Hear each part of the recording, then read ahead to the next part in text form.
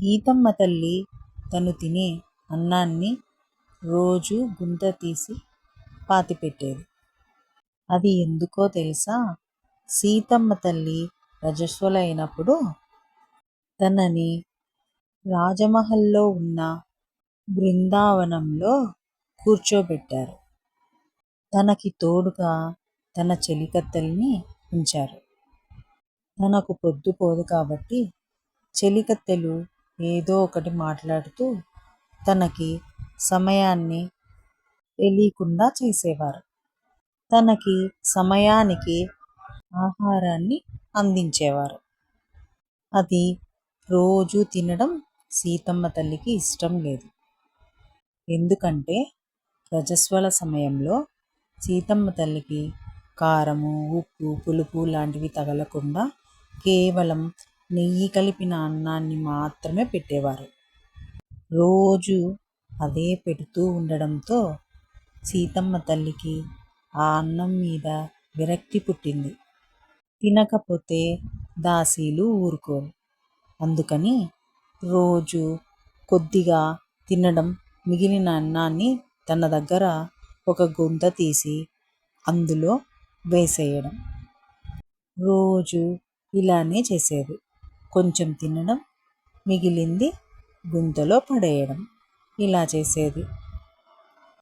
తినకపోతే వాళ్ళ అమ్మగారు ఊరుకోరు కదా, అందుకని చెలికత్తెలకు చెప్పి పంపించేది.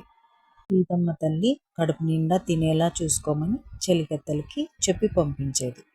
ఇక రజస్వల సమయం అయిపోవడంతో చెలికత్తెలు సీతమ్మ తల్లిని రాజమందిరానికి తీసుకెళ్ళాలని వచ్చారు. ఆ విషయం చెప్పగానే సీతమ్మ తల్లికి తను రోజు తిన్న అన్నం వేసిన గుంత గుర్తుకొచ్చింది. దానిని మట్టితో కప్పివేసింది. సీతమ్మ తల్లి రాజభవనానికి వెళ్ళిపోయింది. ఇలా కొద్ది రోజులు గడిచిపోయింది. తనకు ఒకరోజు తను తిన్న అన్నాన్ని ఆ గుంతలో రోజు వేసి పాతిపెట్టిన విషయం గుర్తుకు వచ్చింది. ఆ విషయాన్ని తన దాసీతో చెప్పింది. రోజు అన్నాన్ని పాతిపెట్టేదాన్ని కదా, అది ఏమైందో వెళ్ళి చూద్దామా అని తన దాసీతో కలిసి బృందావనానికి వెళ్ళింది. వెళ్ళి తను పాతిపెట్టిన గుంటని తవ్వి చూడగానే ఆ నెయ్యి అన్నం అంతా ఉసుర్లుగా మారి పైకి ఎగిరిపోయింది ఒక్కసారిగా. సీతమ్మ తల్లికి అది చాలా ఆనందంగా అనిపించింది.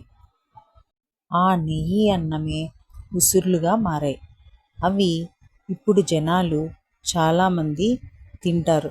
ఎంతో రుచిగా కూడా ఉంటాయి. ఇవి కేవలం వర్షాకాలంలో మాత్రమే దొరుకుతాయి. వర్షం పడేటప్పుడు లైట్ స్తంభాల దగ్గర కానీ లేదా అక్కడ ఏదైనా వెలుతురు పెట్టినట్లయితే అవన్నీ వచ్చి ఆ వెలుతురులో వర్షాకాలంలో పడిపోతాయి. ఇవి వేయించుకొని తిన్నట్లయితే చాలా రుచిగా ఉంటాయి. ఇవి ముట్టుకుంటే జిడ్డుగా నెయ్యి కారుతున్నట్టు అనిపిస్తుంది.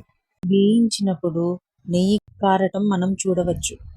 ఇవి తినడానికి చాలా రుచిగా నెయ్యి కలుపుకొని తిన్నట్టే ఉంటుంది. తిని చూడండి, మీకే తెలుస్తుంది.